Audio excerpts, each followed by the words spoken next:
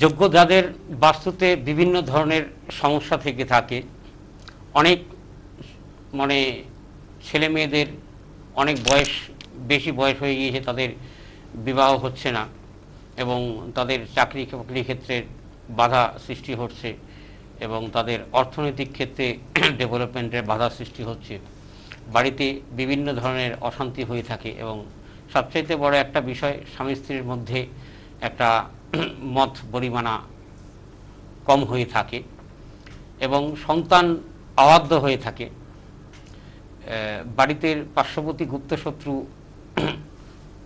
বৃদ্ধি হয়ে থাকে, বা সবচাইতে বড় বিষয় যে একটি লোক ভালোভাবে এই জগতে বেঁচে থেকে সুস্থভাবে আছে, তা এই জিনিসটা আজকালকার যুগে কেউ দেখতে পারে না। তা এই ক্ষেত্রেটা সবার একটা বাধা হয়ে দাঁড়িয়ে থাকে। বিশেষ করে যারা একটু অর্থশালী, তারা একটু বিত্তবান, তাদের ডেভেলপমেন্ট খুব দ্রুত গতিতে হয়ে থাকে, খুব দ্রুত গতিতে, তাদের ক্ষেত্রে এই বাধাটা সৃষ্টি হয়ে থাকে এবং তাদের একটা সর্বদা শত্রু থেকেই থাকে। তা এই সব ধরনের সমস্যা এবং বাস্তুতে যাদের দোষ থেকে থাকে, তাদের বিভিন্ন ধরনের সমস্যার সমাধান হয়ে থাকে। যে কোনো ক্ষেত্রে যেটা সমাধানের ক্ষেত্রটা সেটা উল্টো হয়ে থাকে। তা এই জায়গার ক্ষেত্রগুলো, ডিফেক্টিভগুলো ঠিক করার জন্যে আমাদের বিভিন্ন ধরনের আমার যজ্ঞ হয়ে থাকে, বা যারা বাস্তুর ক্ষেত্রে যজ্ঞে বিশ্বাসী নয় তাদেরকে রত্নের মাধ্যমে রেমেডি দিয়ে থাকি, অথবা বিভিন্ন যন্ত্রমের মাধ্যমে, হয়তো সেটা শ্রীযন্ত্রম হতে পারে, সেটা বিষ্ণু যন্ত্রম হতে পারে, সেটা বগলামুখী যন্ত্রম হতে পারে, যার যার বাড়িতে যে ধরনের দোষ থেকে থাকে সেই সব ক্ষেত্রে সেই ধরনেরই যন্ত্রম হয়ে থাকে, বা সেই ধরনের ক্ষেত্রে সেই ধরনের যজ্ঞ হয়ে থাকে, পূজা আশ্রা হয়ে থাকে। বা অনেকে আছেন যে যজ্ঞে আমরা খুব একটা আগ্রহী নই, বা যজ্ঞ করলে আমাদের আশেপাশে একটু অসুবিধাপূর্বক বিষয় হতে পারে, যে আমরা রত্নের মাধ্যমে রেমেডি দিব, সেটা আমরা দিয়ে থাকি। আচ্ছা প্রশান্ত, আমি একটা মাঝখানে ছোট্ট একটা কোশ্চেন করি।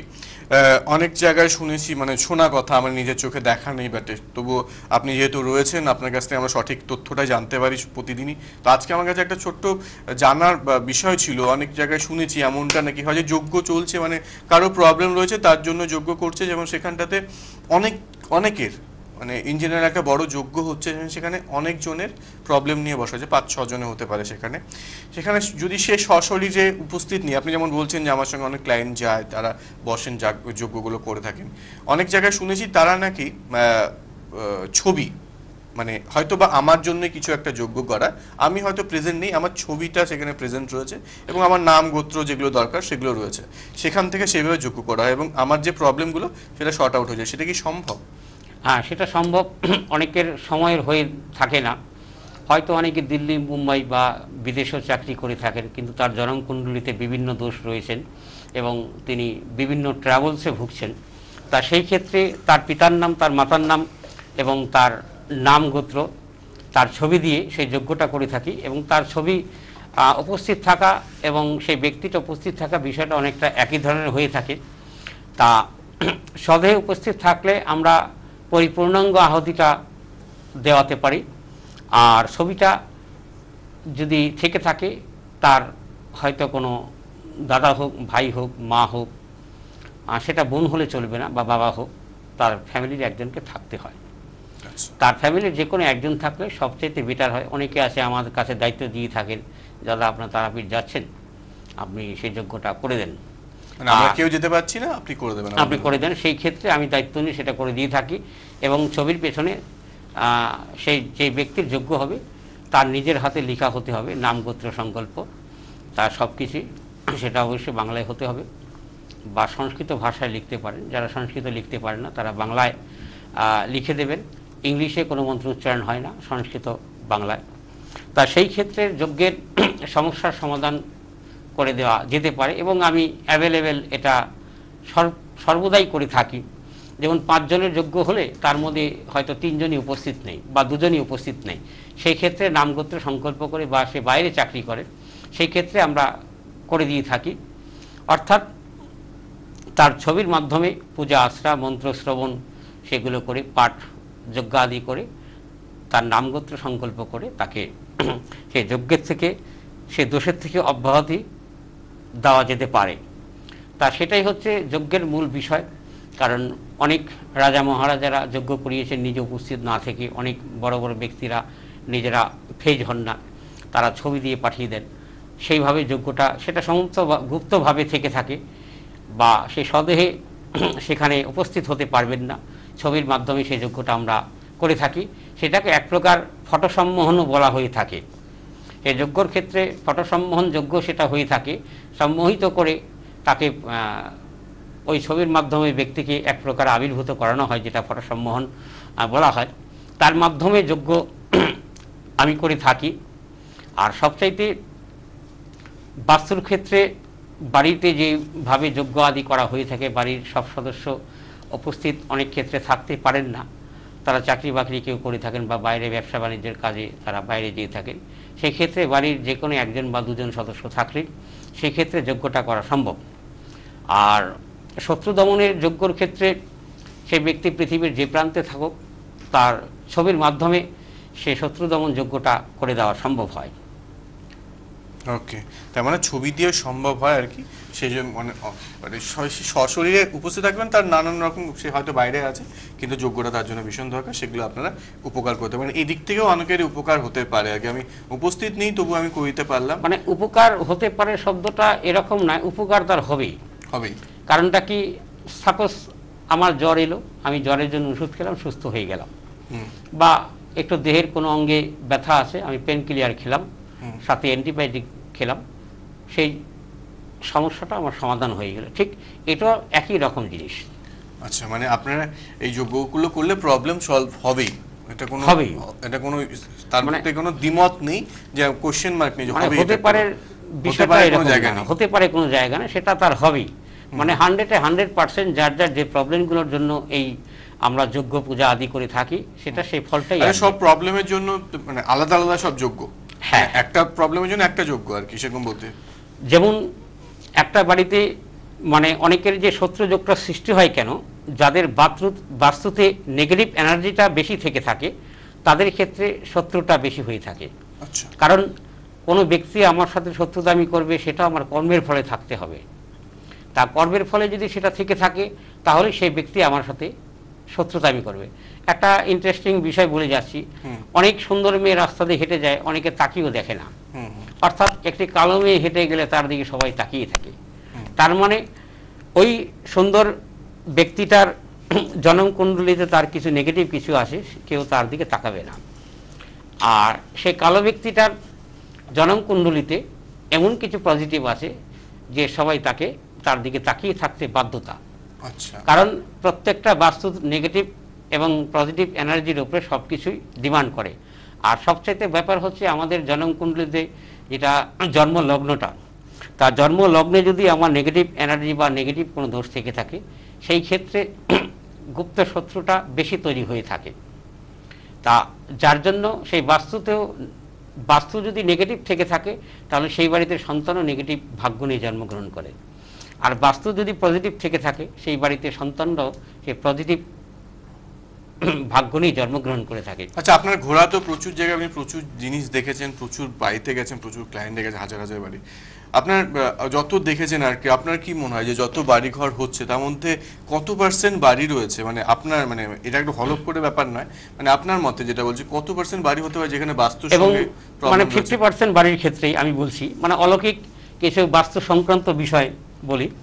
আমি একটি কালিয়াগঞ্জের একটি বাড়িতে গিয়েছি। বাড়িটা বিশাল বড়, প্রায় 1 বিঘার উপরে হবে। বাড়িটায় একটা অলৌকিক বিষয় হচ্ছে কি, নেগেটিভ এনার্জি যে বাড়ির ওই চালে ঢেল পড়ে। আচ্ছা, মানে কেউ হয়তো কোনো একটা ওই পাথর মেরে দিল কিছুক্ষণ পর পর, ঠিক সন্ধ্যাটা হবে, সেই জায়গায় পাথর মেরে দিল বা একটি বড় ইট নিয়ে মেরে দিল, মনে হচ্ছে ঠিক সেই রকমই একটি বিকট আওয়াজ। কিন্তু মূলত ঘর থেকে যখন বের হয়ে দেখবে, মূলত কিচ্ছু নেই। কিন্তু ওনারা শুনতে পারছেন এবং ওই বাড়িতে যারা থেকে থাকেন, যারাই বহিরাগতভাবে ওই বাড়িতে ঘুরতে গিয়ে থাকেন বা আত্মীয়তা বেড়াতে গিয়ে থাকেন, তারা এই জিনিসটা শুনতে পান। এটা আবার কোন ধরনের বাস্তব নেগেটিভ এনার্জি? সেটা করা হয়ে থাকে কি, সেই ব্যক্তিটা অল্প দিনে ডেভেলপমেন্ট করে বাড়ি গাড়ি করে ফেলেছেন এবং তার উন্নতিটা তার কোনো আত্মীয় স্বজন হোক বা নিজের রিলেটিভ কেউ হয়ে থাকুক, তার সেই ডেভেলপমেন্টটা তারা সহ্য করতে পারছেন না। তা এই কর্মটা কি হচ্ছে, সেটাকে আমরা তন্ত্রশাস্ত্রের মানে প্রেত প্রয়োগ বলা হয়। প্রেত প্রেত প্রয়োগের মাধ্যমে, যেটাকে আমরা চালান বলে থাকি, সেটা প্রেত প্রয়োগের মাধ্যমে সেই চালানটা করে সেই কর্মটা করা হয়। সেই বাড়িটা কোনো প্রকার মানে কেউ সুস্থ করতে পারে না। আচ্ছা, একমাত্র ওই শক্তির দ্বারাতেই এবং ওই ধরনের যজ্ঞ করেই এই সমস্যাটাকে সমাধান করা যায়। আমি এখানে আরেকটা জিনিস বলছি, এটাকে এই গুপ্ত শত্রুর সাথে কি অনেকটা রিলেটেড রয়েছে? গুপ্ত শত্রু, কারণ গুপ্ত শত্রু এবং ওই বাস্তুর যে নেগেটিভ এনার্জিটা আছে, হয়তো তার ডেভেলপমেন্ট হয়েছে, সে বাড়িতে হয়তো থাকতেন না, বাইরে কোনো বিজনেস করতেন বা বাইরে কোনো বড় ধরনের চাকরি করতেন, যার জন্য বাড়ির নেগেটিভের সাথে তার ডেভেলপমেন্টের সাথে কোনো মিল নেই। আচ্ছা, সে বাইরে থেকে বিজনেস করে চাকরি করে অনেক ডেভেলপমেন্ট করেছেন এবং বাড়িঘর করে বাড়িঘাড়ি করেছেন, জীবনের তার পরিশ্রম। শাস্ত্রে একটি কথা আছে যে পরিশ্রমে আনে ধন, পুণ্যে আনে সুখ। অর্থাৎ সে পরিশ্রম করে ধন কামাই করেছেন এবং পুণ্যি করে সে সুখ এনেছেন, তা সেই তার সম্পত্তি ধনটা কেউ দেখতে পাচ্ছে না। আর সে পুণ্যি করে যে সুখটা অর্জন করেছেন সেটা অনেকের ক্ষেত্রে বাধা হয়ে বা কাল হয়ে দাঁড়িয়েছে। তা সেই ক্ষেত্রে সেই প্রেত প্রয়োগ করা হয়ে থাকে, সেটা বিশেষ বিশেষ কিছু দিনের ক্ষেত্রে। আচ্ছা, সেটা গ্রহণযোগ যখন হয়ে থাকে, তা এই ধরনের নেগেটিভ এনার্জিগুলো প্রয়োগ করা হয়। তা প্রয়োগ করলে মানুষের আস্তে আস্তে অর্থনৈতিক ডিমোশন হয়ে যায়, তার শারীরিক অসুস্থতা বোধ হয়, মনে হচ্ছে আজকে আমার এই ধরনের অসুখ হয়েছে, কালকে এই ধরনের অসুখ হয়েছে, তার জয়েন্ট পেন তৈরি হয়ে যায়, মাথা দ্বারা তৈরি হয়, চোখের পাওয়ার কমে যায়, শ্বাসকষ্ট রোগ হয়, বিভিন্ন ধরনের সমস্যা আস্তে আস্তে আস্তে আস্তে বৃদ্ধি পেয়ে থাকে। কিন্তু সেই ক্ষেত্রে সে দিল্লি, মুম্বাই, চেন্নাই, ভেলুর পর্যন্ত চিকিৎসা ট্রিটমেন্ট করে এসছেন, তার সেই ক্ষেত্রে তার কোনো অসুখই ধরা পড়ছেন না। মূলত সেটা কোনো রোগ বা কোনো প্রকার অসুখ নয়, সেটা হচ্ছে যে চালানের মাধ্যমে যেটাকে উচাটন কর্ম করা বলা হয়ে থাকে, উচাটন কর্ম। তা এই উচাটন কর্মটা প্রয়োগ করা হলে সেই বাড়িতে তার মন বসবেন না, ঘরে তার বিভিন্নভাবে অশান্তি একটা মনোভাব তৈরি হবে, সে বাড়িতে সে বসবাস করবে, মনে হচ্ছে তার দম বন্ধ হয়ে আসছে, এবং বাড়ির প্রত্যেকটি সদস্য মানে একে অপরের প্রতি তারা সহানুভূতিশীল হবেন না, একের প্রতি রাগান্বিত ভাব, অপরের প্রতি মানুষ মানে মনে হচ্ছে যে এরা আমার ফ্যামিলির কেউ নয়, শত্রু। তা এটাকে বলা হয়ে থাকে উচাটন কর্ম। তা এই উচাটন কর্মের মাধ্যমে মানুষের কিছু নেগেটিভ সাইড সৃষ্টি করে থাকে, সেটা বিভিন্ন গ্রহণযোগ বা কিছু আমাবস্যার যোগেও, যেটা কৃষ্ণপক্ষ আমরা বলে থাকি। তা সেই সব যোগক্ষেত্রে এই কর্মগুলো করা হয়ে থাকে। এই ধরনের প্রচুর ক্লায়েন্ট আমার কাছে আসে এবং আমার কাছে সুস্থ হয়েও থাকে অনেক। আর অনেক বাড়িতে প্রেত প্রয়োগ করা হয়, অনেকে বলে যে সেটা শ্মশানকারী চালান বলে, কেউ মাসানকারী চালান বলে। সেটা চালানের মাধ্যমে অনেক বাড়িতে ভূত প্রেত প্রয়োগ করা হয়। অদৃশ্য বিভিন্ন একটি বিকট আওয়াজ হয়ে থাকে, বা বিভিন্ন হঠাৎ করে একটি ছায়া আবির্ভূত হয়, কিছুক্ষণ পরে চলে গেল, বা হঠাৎ করে সেই বাড়িতে একটা বিশ্রী মানে গোটা বাড়িটাই গন্ধ হয়ে যাচ্ছে, ঘরের মধ্যে মনে হচ্ছে কি যেন কিছু পচে গলে নষ্ট হয়ে আছে, কোথাও খুঁজে পাওয়া যাচ্ছে না। তা এগুলো পেততন্ত্রের মধ্যে যেটা বলা হয় পিচাসতন্ত্র। তা পেততন্ত্রের যারা সাধন ভজন করে থাকেন, তা ম্যাক্সিমাম ক্ষেত্রে সেই ধরনের মানে তান্ত্রিক ব্যক্তিরাই এই ধরনের খারাপ কিছু প্রয়োগ করে থাকেন। কিন্তু আমার কর্মটা হচ্ছে সুস্থ করা, তাকে ভালো করা। আমি প্রেত প্রয়োগ করা বা খারাপ প্রয়োগ করা সেগুলো আমাদের শিখতে হয়। এই খারাপ কর্মগুলো আগে কেন শিখতে হয়? কারণ শাস্ত্রের বিধান আছে, লোহার একটি অস্ত্র তৈরি করতে গেলে একটি লোহার যন্ত্রম দিয়ে লোহার অস্ত্রটাকে কাটতে হয়। এটা সবার এটা জানা আছে, বেদ মেশিনে অর্থাৎ লোহার যন্ত্রমের মাধ্যমেই লোহার অস্ত্রটাকে কাটতে হয়। যার জন্য আমাদের এই কর্মগুলো আগে শিখতে হয়, তারপরে সুস্থ করাটা শিখতে হয়। ওকে, আচ্ছা, এই যে একটা বিষয়, সত্যি এটা একটা খুব ইন্টারেস্টিং পার্ট পেলাম, যে এই ঘরের থেকে মাঝে মাঝে গন্ধ বেরোনো, এটার সঙ্গেও আপনাদের বা মানুষের নেগেটিভিটি পার্ট জড়িয়ে রয়েছে, সেখানেও একটা মানে প্রবলেম ক্রিয়েট করা রয়েছে কোথাও না কোথাও, কেউ না কিছু করেছে এরকম ব্যাপার থাকে। হ্যাঁ, এটা ওই যে আমি উচ্চাটন কর্মটা যেটা বলা হলো, মানে যেটা নরমালি সকলে বলে থাকা, তো বাথরুম থেকে গন্ধ বেরোচ্ছে বা ড্রেনের গন্ধ বেরোচ্ছে, কিন্তু সবকিছু ক্লিন করে দিচ্ছে তবুও গন্ধটা থেকে তবু যাচ্ছে। গন্ধটা তার থেকে যাচ্ছে, সেটা মানে শ্মশানের যে কর্মটা করে থাকে সেটা মরার কিছু মানে মরা মানুষের কিছু জিনিস নিয়ে, হাড় নিয়ে বা কিছু পচাগোলা কিছু মাংস নিয়ে সে উচ্চাটন কর্মটা করা থাকে। আচ্ছা, সেই উচ্চাটন কর্মটা করে সেটাকে সেই মাটিতে গেড়ে দেওয়া হয়। আচ্ছা, বা দেখা যাচ্ছে তার নাম গোত্র সংকল্প করে কোনো মাটির নিচে গেড়ে দেওয়া হলো, অর্থাৎ যাতে সে মানে যতদিন পৃথিবীতে বেঁচে থাকে। নেগেটিভই হতে পারে এই যে মানে এই প্রবলেমগুলো হলে পারে, আমি গন্ধটার উপর দিয়ে যাই, এটা সিম্পল একটা ওয়ে রয়েছে, মানে কি প্রবলেম আসতে পারে সেই ফ্যামিলিটার উপর বা সেই পরিবারের লোকজনের উপরে হতে পারে। সেই পরিবারের উপর সবচেয়ে বড় ব্যাপার হচ্ছে হেলথের উপরে নেগেটিভ এনার্জিটা পড়বে বেশি। তাদের শারীরিক অসুস্থতা, অর্থাৎ বয়সের আগে তারা মানে বৃদ্ধ হয়ে যায়, বয়সের আগে তারা বৃদ্ধ হয়ে যায়। আর বিশেষ করে সেই বাড়িতে যদি ছেলে সন্তান থেকে থাকে, তারা বিশেষ করে ওই বিভিন্ন অ্যালকোহলি উপায় বা বিভিন্ন নেশা টেশা করে থাকেন এবং তাদের বাড়িতে ছেলে মেয়েরা ডেভেলপমেন্ট করতে পারছেন না, সহজে করতে পারেন না। তাদের একটা গ্যাঞ্জাম তর্ক বিতর্ক এবং তাদের আসরিক প্রবৃত্তিক মাইন্ড হয়ে থাকে। এটা কি প্রবলেম সর্ট আউট করা যেতে পারে? হ্যাঁ, এটার প্রবলেম সলভ আমি 2-4টা বাড়িতে করেছি এরকম, মানে একটা দুটা না, অনেক বাড়িতেই করেছি। তা এখন খুব ভালো আছেন এবং সুস্থ আছেন এবং তাদের খুব লকডাউনের মধ্যে একটা জায়গা থেকে এসেছিল, সেটাও করে দিয়েছি। এটার জন্য কি রেমেডি যোগ্য নাকি অন্য কিছু ব্যাপারও রয়েছে? না, সেটা যোগ্যর ক্ষেত্র আছে, কিছু জিনিস দেয়া হয় সে বাড়িতে ছিটিয়ে দিতে হয়। মানে ওই কিছুক্ষণ আগে বললাম না যে লোহা দিয়ে লোহা কাটতে হয়, হ্যাঁ হ্যাঁ, কিছুক্ষণ আগে যেটা বলে গিয়েলাম যে লোহা দিয়ে লোহা কাটতে হয়, সেই জিনিসটা ওই বাড়িতে মাটিতে গেড়ে দিতে হবে এবং একটা জিনিস দেবো সেই ঘরে ঝুলিয়ে দিতে হবে। কারণ এই জিনিসগুলো ঠিক মানে এই নেগেটিভ গন্ধটা বের হবে, আমি টাইমটা বলে দিচ্ছি, ঠিক ত্রিসন্ধ্যা, 9 দিবা 9 রাতি, মানে ত্রিসন্ধ্যা যাকে বলা হয়, 9 দিবা 9 রাতি, ঠিক দুপুর 12টা বেজে যাবে, মানে PM 12টার টাইম, ঠিক 12টার একটু পরে বের হবে। আর ঠিক রাত্রি 10টার পরে একবার বের হবে এবং মধ্যরাতে, সারাদিনে এই গন্ধটা 5 বার হয়ে থাকে। আচ্ছা, এটা কি রেগুলার হতে পারে নাকি?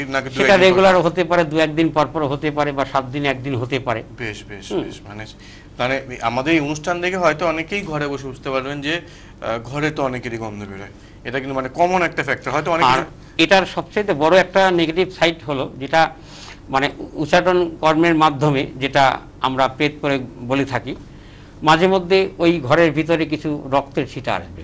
আচ্ছা, ওই 1 ফোঁটা 2 ফোঁটা মনে হবে যে সেটা মশার রক্ত, বিশেষ করে সেটা শনি মঙ্গলবারে। আচ্ছা, মানে এটার সবচেয়ে বড় একটা নেগেটিভ সাইড।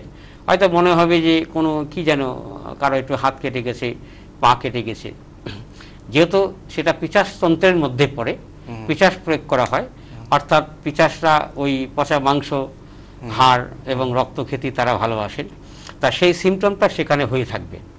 বা ঘরে কোথার থেকে যে বাজে কিছু জিনিস এসে পড়ে থাকবে এটা তারা বুঝতেই পারবে না এবং ঘরের প্রত্যেকটা সদস্য যে যাকে জিজ্ঞেস করবে তারা বলবে যে না সেটা তো আমি দেখিনি বা আমি রাখিনি। এটা এই ধরনের বিষয়টা সিমটমটা তৈরি হয়ে থাকে। তা এইসব সিমটম হয়ে থাকে, তা এইখান থেকে মুক্তি পেতে গেলে যে আমি যে কর্মগুলো করে থাকি এবং 7 দিনে 15 দিনে একদম রেজাল্ট, 7 দিনে 15 দিনে, আর 3 দিনের পর থেকেই সে রেজাল্টটা শুরু হয়ে যায়। যে কর্মগুলো জাগে দিব, কিছু মন্ত্র শিখিয়ে দিব এবং সেই কর্মটা করার কিছু বিধান দিয়ে দিব, সেই কর্মটা সে করবে। এই সাধারণ কর্মের জন্য আমি তাদের বাড়িতে যাব না। আচ্ছা আচ্ছা।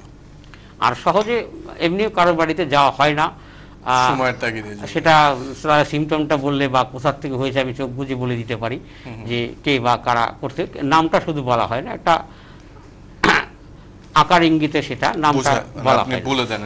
আর এইসব সিমটমের সবচেয়ে বড় বিশেষ ওই বাড়ির যারা ছেলে এবং পুরুষ থেকে থাকে তাদের মানে সর্বদাই একটি হচ্ছে বহিরাগত মন, সর্বদাই তাদের ওই বাড়িতে কোনো প্রকার মন বসবেই না, তারা সর্বদাই একটা বহিরাগত মনের প্রতি তাদের একটা ইচ্ছা থাকবে, টান থেকে থাকবে যে না বাড়িতে এলে আমার খুব ভালো লাগছে না, একটু খারাপ লাগছে, আমি একটু বাইরেতে ঘুরে আসি বা এই বাড়িতে আমি থাকবো না।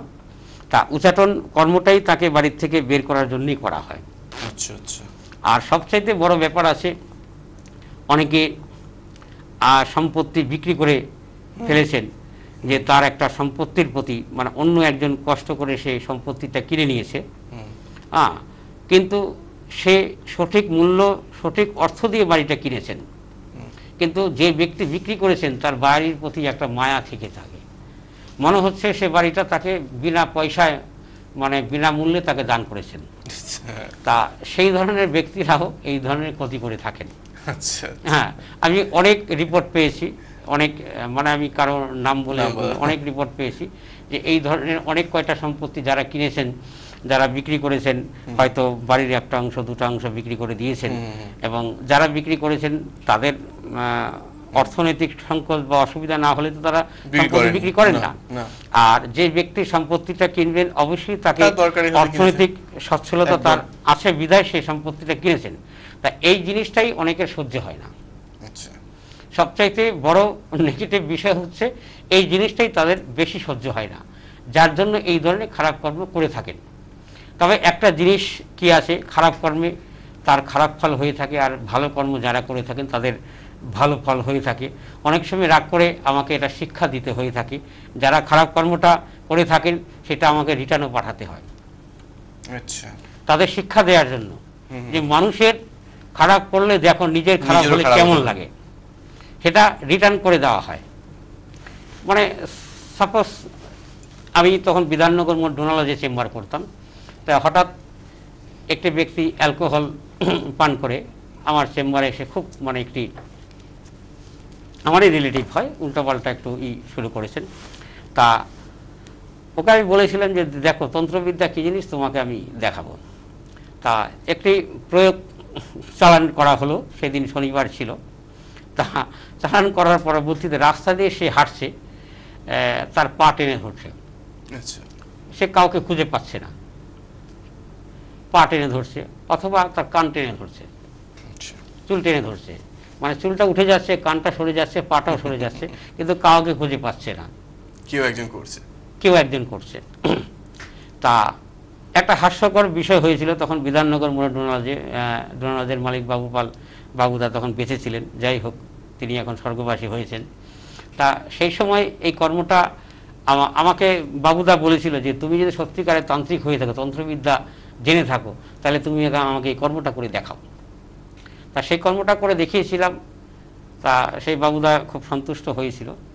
তা এবার বিষয় অনেক ক্ষেত্রে দেখা যাচ্ছে যারা সর্বদা মানুষের ক্ষতি করে থাকে, তা অনেক লোকের ক্ষতি করে থাকে, সেটা অনেক সময় আমরা তাদের কাছে রিটার্ন করে থাকি। তা আর বিষয়টা রিটার্নের জন্যই যে করা হয় বিষয়টা তা না। আর যার বাড়িটা বন্ধন করে দিব সেই ব্যক্তি যদি কোনো প্রকার সেই ব্যক্তিটার আগে আবার আগের মতো ক্ষতি করতে যায়, সেই জিনিসটা অটোমেটিক তার কাছে রিটার্ন চলে যায়।